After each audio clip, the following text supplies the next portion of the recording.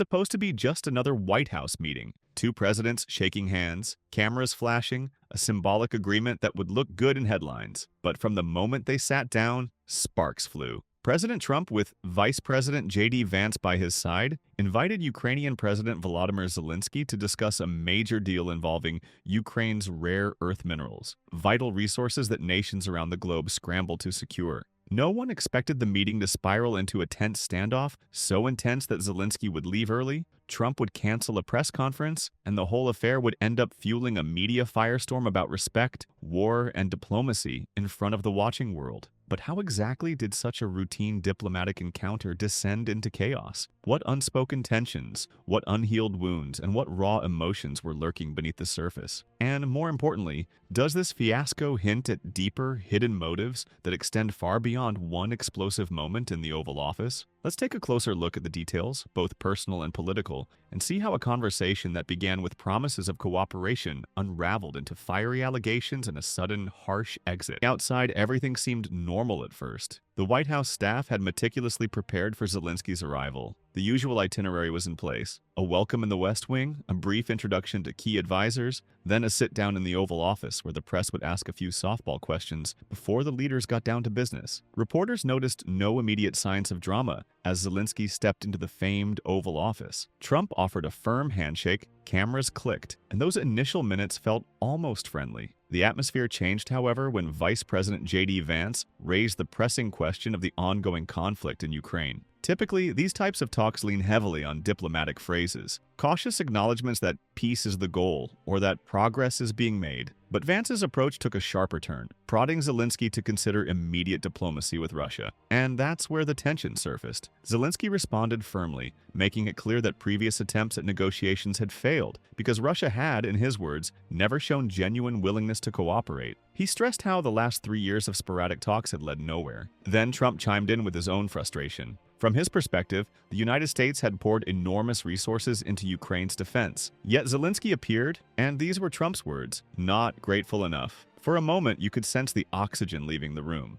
The press pool exchanged glances, uncertain whether they were witnessing a planned tactic or a genuine clash of personalities. The conversation had barely begun, and already both leaders were talking at cross purposes. It was only a taste of what was coming next.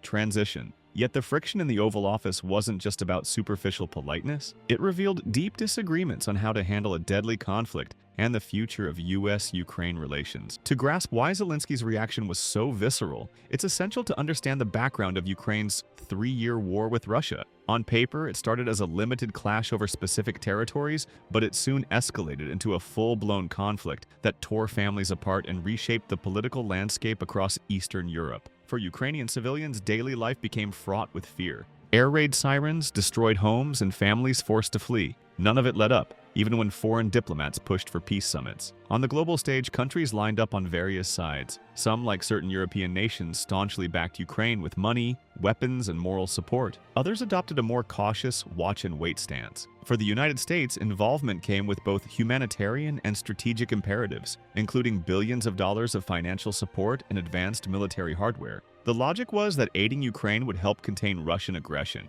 thereby preventing a potentially larger confrontation that might pull in the entire NATO alliance. But with that aid came controversy. Some American lawmakers argued that the U.S. was being too generous, risking escalation into a wider conflict or draining resources better used at home. Others insisted it was a moral duty to stop an aggressor. This backdrop of conflicting opinions weighed heavily on everyone at the Oval Office meeting. If diplomacy failed and Russia refused to negotiate, should the U.S. keep sending weapons indefinitely? Zelensky's stance was that Ukraine had no choice but to defend its territory, no matter how long it took. Trump and Vance, meanwhile, worried about gambling with World War I, as they dramatically phrased it, although in modern times they likely meant the potential for a new global conflict. Transition. But tension over strategy and war timelines was just the beginning. When the conversation shifted to expressions of gratitude, or the lack thereof, the mood went from tense to outright hostile. Office exchange took a turn many had never seen in such a high-profile setting. Trump and Vance both pressed Zelensky on what they perceived as his unwillingness to show adequate appreciation for America's role in financing and equipping Ukraine's military.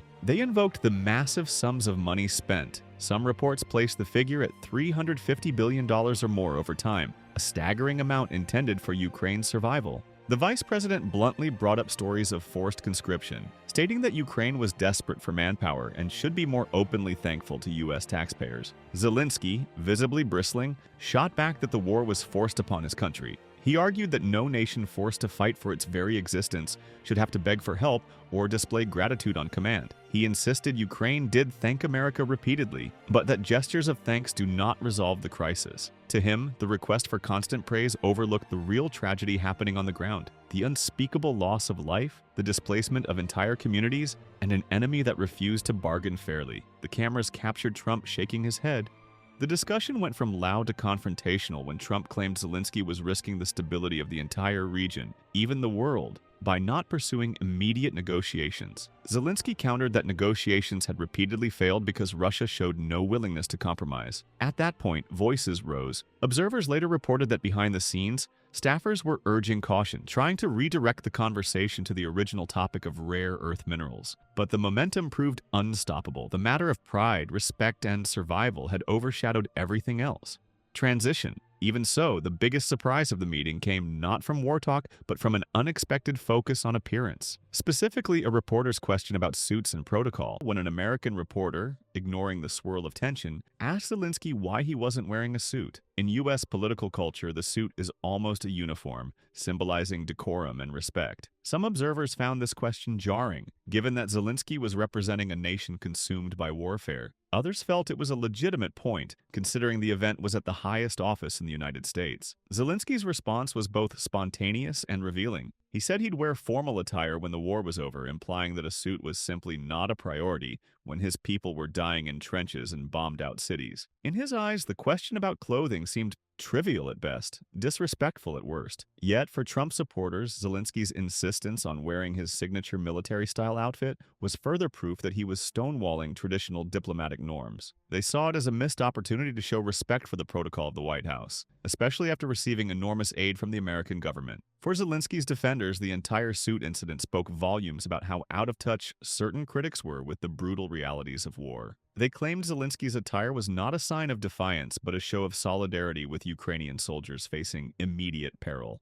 All at once, the discussion about suits and appearances went viral on social media, overshadowing the real purpose of the meeting. Critics and supporters debated the deeper meaning of a wartime president's wardrobe, while the original aim, hammering out a deal on rare earth minerals, nearly faded from memory. Transition. As the suit controversy escalated, the meeting's overall direction took a nosedive. By the time the final moments arrived, everything had veered off course, leading to a sudden exit and a wave of accusations that rattled allies and adversaries alike. The sudden exit when diplomacy fell apart. By the time the subject of appearances had been broached, the atmosphere in the Oval Office was beyond tense. For a few moments, aides attempted to steer the conversation back to the potential deal involving Ukraine's mineral resources. But Trump and Vance were still exasperated by what they saw as Zelensky's uncooperative stance. Zelensky, for his part, seemed equally irritated by American officials who questioned his country's approach to a life-or-death struggle. When the conversation circled back to the war and the role of U.S. aid, Zelensky grew visibly impatient. He made it clear that if the Americans believed he was ungrateful,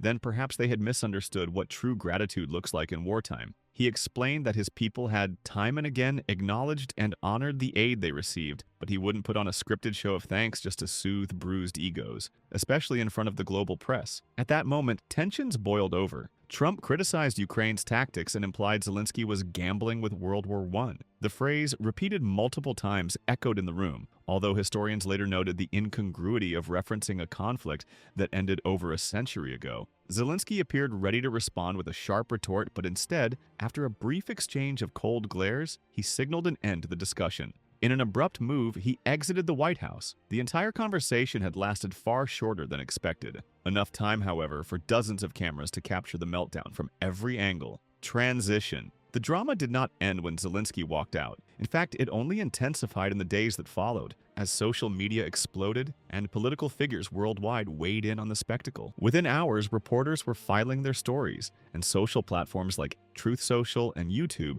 were ablaze with commentary. President Trump took to his own platform, Truth Social, declaring that Zelensky could come back to the White House only when he is ready for peace. He insisted that the Ukrainian leader had shown disrespect, not just to him personally, but to the American people who had spent untold sums to assist Ukraine. Zelensky's official account posted a more measured message, expressing gratitude to the U.S. government, Congress, and especially the American public. Still, he made a pointed remark about Ukraine's sovereignty being non-negotiable. Observers noted that Zelensky's statement sounded both thankful and defiant. Thankful for continued support, defiant in the face of accusations that he was incompetent or ungrateful. The partisan divide in the U.S. swiftly manifested. Many Republicans praised Trump and Vance for taking a firm stance, arguing that endless military support for Ukraine without a clear pathway to peace was irresponsible. They saw Zelensky's refusal to adopt a diplomatic tone as a sign that he was clinging to a losing strategy, a strategy that might pull America deeper into a confrontation with Russia. Democrats, by contrast, castigated what they called an embarrassing display of hostility toward a wartime ally. They felt Zelensky was owed respect, and that publicly berating him risked sending a green light to Russia. Meanwhile, in Europe, top leaders in countries like Germany, France, and the UK reaffirmed their commitments to Ukraine. Statements of support poured in, often referencing solidarity with Zelensky's government. Some even criticized the White House for fueling public discord, rather than offering a united front against potential Russian aggression. The one certainty in all of this was that the rift exposed by the Oval Office meltdown wasn't going away anytime soon. Transition. But while social media and political circles buzzed with immediate reactions, broader questions loomed about how this explosive incident might reshape future negotiations and alliances. With the dust still settling, attention returned to the now-defunct deal on Ukraine's rare earth minerals. Initially, this was the main reason for Zelensky's visit, an opportunity to secure an agreement that could strengthen Ukraine's economy and offer the U.S. a valuable supply chain advantage over global competitors. Both sides stood to benefit from a deal, at least in principle. Yet after the fiery exchange, no formal signing took place. The contract, draft, or memorandum of understanding, whatever form it was meant to take, seemed to vanish in the face of personal attacks and bruised egos. Analysts speculated that the potential partnership might be revived eventually, given the strategic value of these minerals for defense and tech industries. Others believed the mutual distrust revealed in the meeting had permanently torpedoed any hope of collaboration on that front. Then there was the question of future U.S. aid to Ukraine. Would Congress still approve new aid packages if the White House signaled frustration with Zelensky? And how would Ukraine pivot if American support cooled? Geopolitical experts warned that if Ukraine perceived an erosion of American backing, it might turn to other global powers for assistance, leading to an even more complicated balance of alliances in Eastern Europe. Moreover, domestic politics in the U.S. became a factor. The meeting's aftermath might influence public opinion about whether the country should keep funding far-off conflicts. Some polls suggested a fatigue among certain American voters who felt too much money was going overseas. Others took the moral stance that leaving Ukraine in the lurch could embolden aggressors everywhere. Transition. Even these pragmatic concerns about minerals, funding, and global alliances might pale in comparison to what comes next. A stark confrontation with the sobering reality of a brutal war. The Oval Office drama, the on-the-ground situation in Ukraine, didn't pause. Artillery exchanges continued. Small towns remained under threat, and families stayed in the grips of uncertainty. In some regions, local defense units struggled to rotate fresh troops, hinting at the very manpower issues Vance had raised. Zelensky had to balance domestic morale, encouraging Ukrainians to stand firm despite the hardship, and international diplomacy, which now seemed shakier than ever. Stories emerged of Ukrainian soldiers crediting U.S.-supplied equipment for saving lives. Others told of local volunteers trying desperately to plug the gaps when official support lagged. Meanwhile, on Russian state media, commentators seized upon the Oval Office fallout, spinning it as evidence that U.S.-Ukraine relations were fracturing. The more cynical voices suggested that Zelensky's government would soon be left entirely on its own, though Western intelligence sources mostly dismissed this as propaganda. Beyond the rhetoric, the Ukrainian people watched with a mixture of hope and fear. Many believed that the U.S. was too strategically invested to back out now. Others worried that if top officials like Trump and Vance showed open disdain for Zelensky, the public mood in the U.S. could shift drastically. In short, the war ground on, while the political drama in Washington cast new shadows on an already grim situation. Transition. All of which brings us to the culminating question. Does the Oval Office clash mark a turning point in U.S.-Ukraine relations? Or is it just another episode in the tumultuous world of global politics? In the end, that highly anticipated White House visit amounted to a surreal spectacle. A heated debate over forced conscription, allegations of ingratitude, and even a pointed exchange about whether wearing a suit equals showing respect. Diplomacy is often about performance as much as substance, and in this case, the performance overshadowed every substantive issue on the table. No agreement on rare earth minerals was signed, no new pledge of assistance was finalized, and no immediate path to peace was forged. Instead, the meeting exposed critical fractures in how both sides view the war. From the American standpoint, at least from Trump and Vance's perspective, Ukraine should be willing to explore every diplomatic angle to prevent a larger conflict and show continuous deference for the billions in aid it has received. From Zelensky's vantage, genuine gratitude exists, but it can't overshadow the fact that his nation is still under siege.